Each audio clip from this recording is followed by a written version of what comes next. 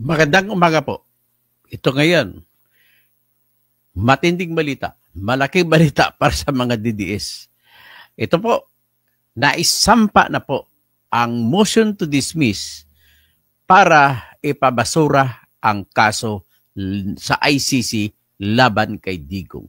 Naisampa na po kahapon, May 1, doon sa The Hague.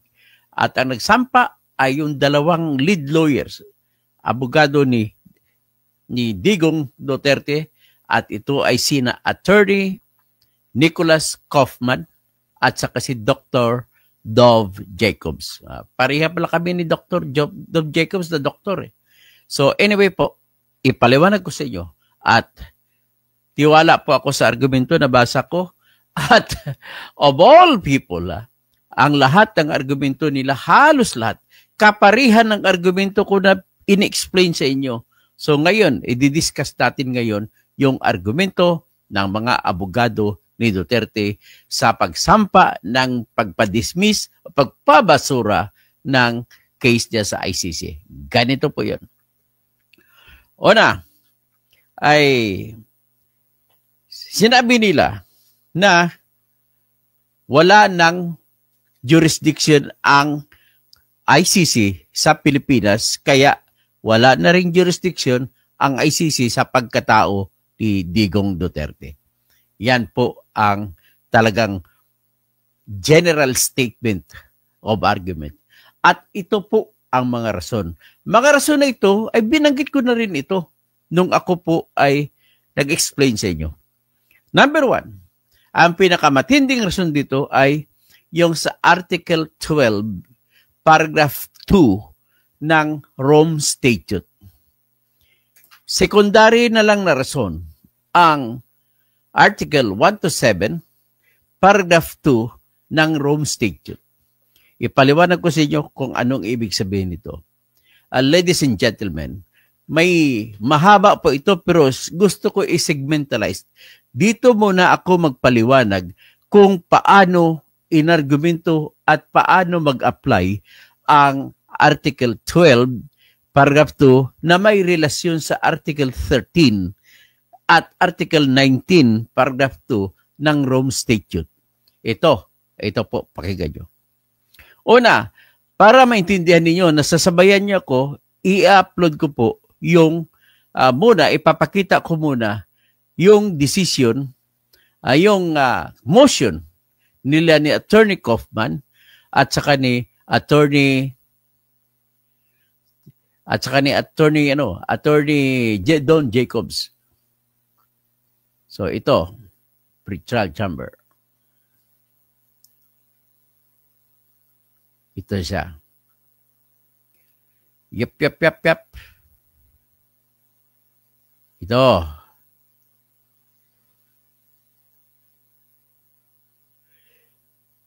Ito po yung motion na sinampa ng abogado ni Digong Duterte. At ang nag-file, nagpirma niyan ay ito pumirma na po, si Nicholas Kaufman at saka si Professor Dr. Dov Jacobs. So si Nicholas Kaufman is counsel for Mr. Rodrigo Roa Duterte. At saka yung associate counsel for Mr. Rodrigo Roa Duterte ay si Professor Dr. Dov Jacobs. Okay? Nakita nyo ang pirma? Yan po ang pirma. So ngayon, ito naman po ngayon ang argumento nila. Ito po yung, pakita ko dito, yung title ng pleading. Kung tawagin sa Pilipinas ito, at sa Amerika, pleading. Sa English, okay, pleading. Pero ang title ng kaso nila ay hindi motion to dismiss, kundi defense challenge with respect to jurisdiction of the International Criminal Court. Ang title, Situation in the Philippines in the case of the prosecutor versus Rodrigo Roa Duterte. So, are you excited? Sabong Bicol, good morning. Engineer Toto, watching from Pleasant Hill, California, USA. Amelia Borbon, idol na kita ngayon. Sir, kasi marami na akong natutuhan dahil sa iyo. Okay, maraming salamat po at may matutunan kayo sa akin. So, ito po, patuloy natin. Ang title ay public with the public, it is a public document with public annex A. Okay, so yan ang title. Ngayon, ang una, ito yung table of contents ng kanilang tinatawag na jurisdictional challenge nila. So, ang sabi nila, the International Criminal Court is not in a position to exercise jurisdiction in the Philippines situation after the Philippines' effective withdrawal from the Rome Statute. So, yan po ang kanilang conclusion. Sa baba, of course, sa kanilang conclusion din sa baba, yan ang sinihingi nila ngayon na ang ICC pretrial chamber ay magdesisyon na kagad-agad. So, ibig sabihin, meron pa pong schedule na hearing ang ang ICC sa September 23, 24, 25, 26. Ang gusto mangyari ng mga abogado ni Digong ay huwag na paabutin sa September 23 at desisyon na wala na talagang jurisdiction ang ICC sa kaso ni Digong Duterte. So, okay, Fernando Hipolito, watching from Texas, USA. Romel Bengson, good morning po, Dr. Toto Jr. Long live. O, ito na po ngayon, napakaganda po ng argumento. At natao naman, ang argumento ng dalawang abogadong expert na to ay kapareho din sa argumento ko na na-lecture ko na sa inyo. So, okay, ganito na lang. Unahin ko na lang. I-lecture ko na lang sa inyo ulit kung ano yun. Una, hiniwalay nila ng dalawang abogadong ito ang dalawang uri ng jurisdiction. Ang isang uri ng jurisdiction ay yung tinatawag na material jurisdiction or jurisdiction stricto sensu. Ang isa namang uri ng jurisdiction ay exercise of jurisdiction. Ibig sabihin po, may authority ang International Criminal Court sa mga krimen na nangyari sa loob ng panahon na kasapi pa ang Pilipinas ng International Criminal Court. Ibig sabihin, mula po sa November 1, 2011 hanggang March 16, 2019. Yan ang tinatawag na material jurisdiction or jurisdiction stricto sensu. Ibig sabihin ng jurisdiction stricto sensu ay in the strict sense, may jurisdiction ang ICC sa mga krimen na nangyari o crimes against humanity na nangyari sa Pilipinas with respect to Digong Duterte and others of course. Pero ang kasunod na tanong, oo, may jurisdiction ka, pero ang sinasabi nila dito ay, ang tanong, pwede mo na ba mapatakbo? Pwede ka na bang gumanap ng iyong jurisdiction o authority para mapatakbo ang kaso? Yan ang pangalawang tanong ng ibig sabihin, exercise of jurisdiction. Tandaan mo, may jurisdiction ka, halimbawa ang RTC sa Pilipinas, may jurisdiction sa lahat ng krimen na murder na nangyari sa kanyang lugar. Halimbawa, RTC Manila, lahat ng krimen na nangyari sa Metro Manila basta murder at iba pa, lahat ng mga krimen na nagpaparusa ng 6 na taon at 1 araw pataas ay nasasakop sa jurisdiction ng Regional Trial Court. Yan po ang jurisdiction in the strict sense or jurisdiction stricto sensu or material jurisdiction. Pero yung mananatili na lamang ang jurisdiction ng court ng Regional Trial Court sa murder na nangyari sa Manila, para sa Manila RTC, manatili na jurisdiction nila yan. Pero ang tanong, makakatakbo ba ang kanilang trial? Tatakbo ba kapag lilitis ba sila? Yun ang kasunod na tanong. Itong pagtatakbo ng trial, ito po yung tinatawag na exercise. Ginaganap mo na ang iyong kapangyarihan o authority to exercise jurisdiction. Yan naman kasunod. Ibig sabihin, manatili lamang yan at hindi tutuloy ang kaso hanggat hindi nagagalaw. Kailangan galawin muna para tutuloy ang kaso, para yung RTC makapagdesisyon para sa kaso. Gets mo? Ganun lamang po kasimple ang ibig sabihin yan. Next, titingnan natin ang crimes against humanity na nangyayari. Sabihin na natin, crimes against humanity yun. At wala nang argumento. Sabihin natin, crimes against humanity yun. Pero, yes, may jurisdiction ang ICC sa mga krimen na nangyari. But ang tanong, ginagawa na ba ngayon ng ICC? Kasi pag hindi inumpisa ng ICC, walang mangyari. Ang tawag sa pag-umpisa ay exercise of jurisdiction. So, ibig sabihin, kung hindi magsimula ang exercise of jurisdiction, hindi po magpapatakbo yung kaso. Okay? So, ngayon, ang nangyari, nakalagay po sa Article 12, Paragraph 2 ng Rome Statute, ipalabas ko ang Article 12, Paragraph 2, na iyon po ang nagsasabi, nag-uutos na kailangan ay may kondisyon na susundin para mag-exercise ng jurisdiction ang criminal court, ang International Criminal Court. Yan, ang Article 12, yan, palakihin ko para makikita ninyo. Yan. Okay.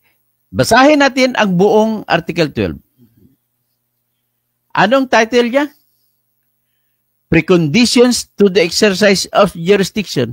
Ang ibig lamang po sabihin ng preconditions, ito po yung mga kondisyones na dapat ay natupad bago pwede mag-trial ang International Criminal Court. Correct? So, ngayon, ibig sabihin po, ang tanong, may natupad ba ang mga kondisyon sa ICC sa kaso ni Digong para magpatuloy ng pagtatrial ang International Criminal Court o para magpapatuloy o mag-exercise ng jurisdiction? Ang sagot, hindi po natupad ang kondisyon. Basahin natin. Number 1, paragraph number 1, Article 12. A state which becomes a party to the statute thereby accepts the jurisdiction of the court with respect to the crimes referred to in Article 5. Ano ba yung crimes referred to in Article 5? Iyon po yung crime ng genocide, crimes against humanity, war crimes, at saka aggression. 4. So ngayon, ang tanong, sabi nito ng paragraph 1, sa Tagalog pa, yung estado na naging kasapi ng Rome Statute ay tumatanggap ng authority ng ICC, ng court ng ICC, na patungkol sa mga krimen na nangyayari sa estado na yan. So dito, pagtingnan natin, mga crimes against humanity nangyari mula noong November 1, 2011 hanggang sa March 16, 2019 dito sa Pilipinas. So, ang sinasabi sa paragraph 1, a state which becomes a party to this statute thereby accepts the jurisdiction of the court with respect to the crimes referred to in Article 5. Tingnan mo, present tense. Present tense po ang nakalagay sa English. A state which becomes, may S, a party to this statute, thereby accepts, may S, the jurisdiction of the court with respect to the crimes referred to in Article 5. Ang ibig lamang po sabihin yan ay sa araw na mag-imbestiga sila, magsimula ng jurisdiction ang korte, ang ICC, magtatanong muna sila sa sarili. O magtatanong, a state which becomes a party. Ang tanong, party pa ba ang Pilipinas? Yan, hindi na po party ang Pilipinas. Kaya, una-una dyan palang patay na. Paragraph 1 palang patay na. A state, sabi, a Philippines, which becomes a party. Party ba? Not party. So, ibig sabihin, hindi mag-apply ang kondisyon na hinahanap sa paragraph 1. Diyan palang patay na ang laban. Ibig sabihin, hindi na maka-exercise ng jurisdiction ang ICC. Number 2, paragraph 2, in the case of Article 13, paragraph A or C, the court may exercise its jurisdiction if one or more of the following states are parties to the statute or have accepted jurisdiction of the court in accordance with paragraph 3. Ang ibig lamang sabihin nito, ang isang estado na hindi kasapi ng ICC ay pwede masasakop ng authority ng ICC kapag iyon po ay nirefer ng United Nations Security Council. So, ibig sabihin, it doesn't matter kung member ka man o hindi ng ICC, basta nirefer ka ng United Nations Security Council, pasok ka, pwedeng magta-trial, may authority ang ICC. Tanong, sa Pilipinas ba, nirefer ba ng United Nations Security Council? Wala. So, ibig sabihin, hindi mag-apply yung ganong condition. Next condition is, the following states are parties to this. Kailangan party ka pa sa kwan. Party ka pa, kasapi ka pa ng Rome Statute bago ka magtanggap. Ang Pilipinas hindi na party sa state. Labas na. So, hindi mag-apply ngayon ang condition number 2.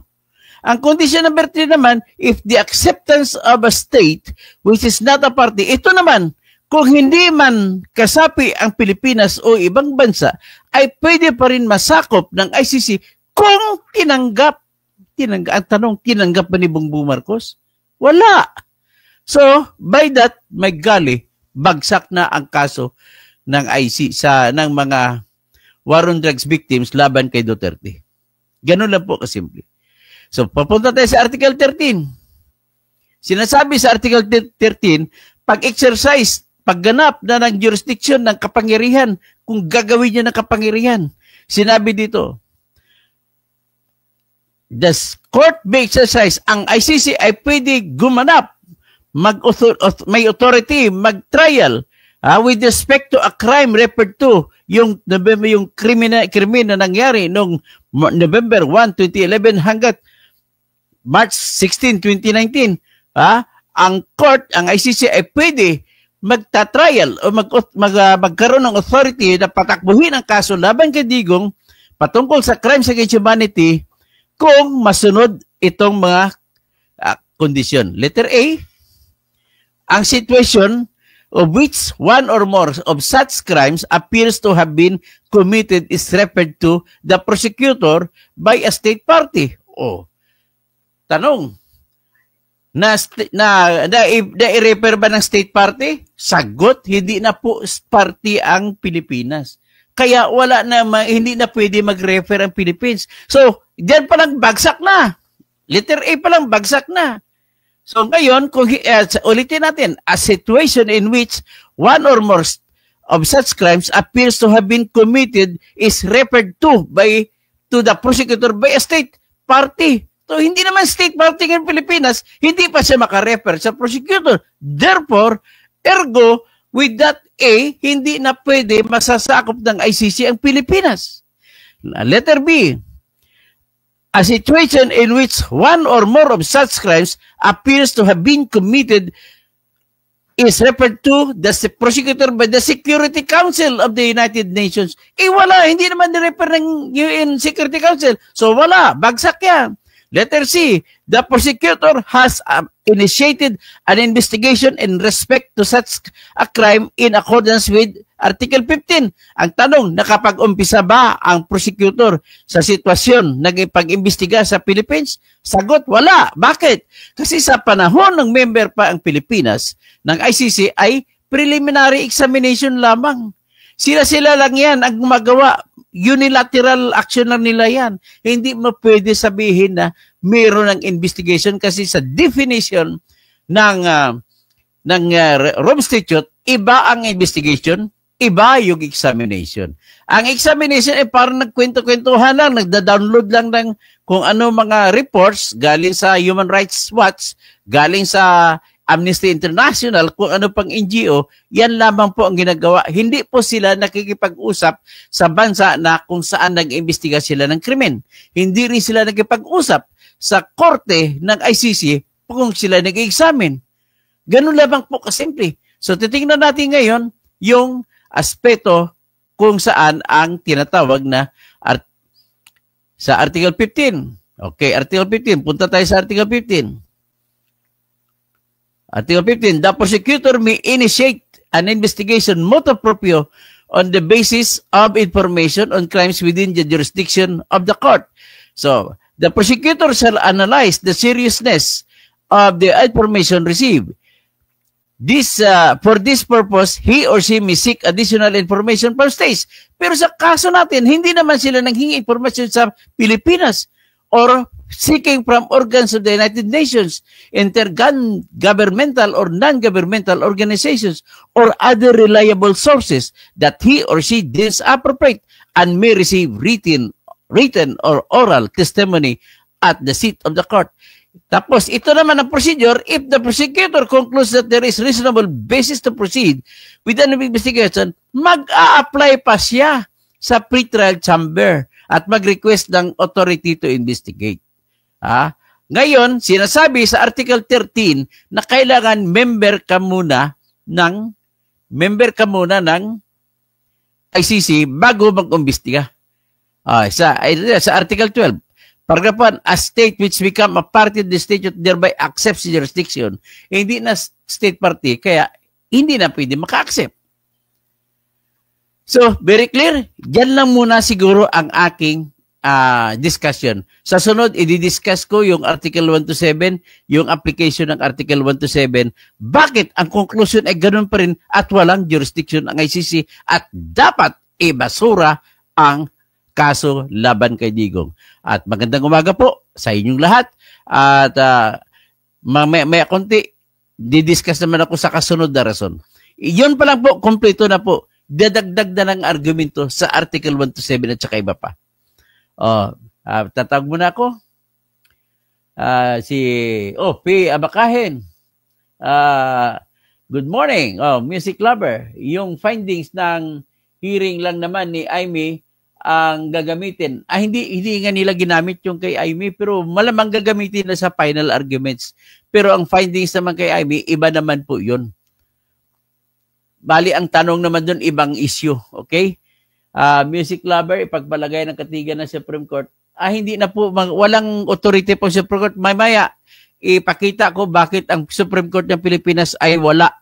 Wala po silang authority sa ICC. Pwedeng itama ang opinion mo, pero pwede, matama talaga po ang opinion ko, music lover. Tama po talaga. Pasensya na po. Andrea Gueco, watching from Japan. Ana Indo, ang dami ko nang natutunan sa inyo. Salamat po. Hel Alzona, attorney kay Digong ka ba? Mag-lawyer? Hindi po ako pwede mag-lawyer kay Digong kasi iba naman abogado niya, si Attorney Kaufman, saka si Attorney Dove Jacobs. Kim Bawilan, believe talaga ako dito sa abogadong ito kahit anti-Duterte ito, pero wala naman tayong problema. Gusto ko nga masintensyahan si Digong, pero dito sa Pilipinas. Kasi naniniwala po ako maraming ebidensya laban sa kanya. Pasensya na po sa mga taga-DDS. Pero mali po yung doon sa itatrial sa ICC. Romelo Punay, tapos Diosber Regala Lubon, on-site term, ana sa Balaod, rehas, pabalik-balik ang argumento. Ang term sa Balaod, morning term sa Balaod, yung lili man ang rehas, dili po na sa Balaod. Pasensya na, hindi po Balaod ang rehas. Hindi po, ang ibig sabihin ng Balaod, batas. Okay? Gregorio Babaran, bakit po guilty si Putin sa ICC? Hindi pa po guilty si Putin. May warrant of arrest lang po si Putin. Hindi lang siya mahuhuli. Kasama din po si Netanyahu, si Benjamin Netanyahu ng Israel. Mayroon ding warrant of arrest. Pumunta pa nga si Netanyahu sa Hungary at kinasuhan ng Hungary, ang leader ng Hungary, dahil hindi nila hinuli si Netanyahu nung nagbakasyon o nagmasyal si Netanyahu sa bansa ng Hungary. Rosita Modino, happy ko po Sir Toto. David Junior Monderia, siyempre happy ako kasi na ang argumento ko sinunod. Kung anong argumento ko, hindi naman kami nag-usap ni Dove Jacobs at hindi rin kami nag-usap ni Attorney Kaufman, pero lahat ng argumento ko, ayun din ang sinulat nila sa kanilang motion. So, maayong buntag, Silver Bullet, how about ang diniscuss nung judge na gines ni Attorney Lorna? Wala, hindi ko napakinggan po yan. Mali po yan. Huwag kayo maniwala doon. Mali yung mga judge na yun. Hindi naman sila authorized mag-interpret kung ano Rome Statute. Mali po. Kahit si attorney, si Justice Justice Carpio, saka si Justice Ascuna, ay hindi po rin po sila, mali rin po sila. At saka hindi sila, wala silang authority to interpret what are the laws and provisions written in Rome Statute and the rules of evidence and procedure of the Rome Statute. Ayon sa Supreme Court, Pangilinan, ay wala na po, hindi po magmamatter ang Supreme Court Music Lover. It is not accepted by the ICC. Pasensya na po. Lita, inabangan ko palagi ang vlog mo, attorney. Salamat po, Lita. Romel Bengson, Dr. Toto, kasi malakas ang argumento ng depensa. Yan po lahat at maraming salamat po. Abangan niyo ako, kakain lang po ako mamaya. May kasunod na argumento. Didiscuss natin pati yung Supreme Court ng Pilipinas kung anong epekto niya.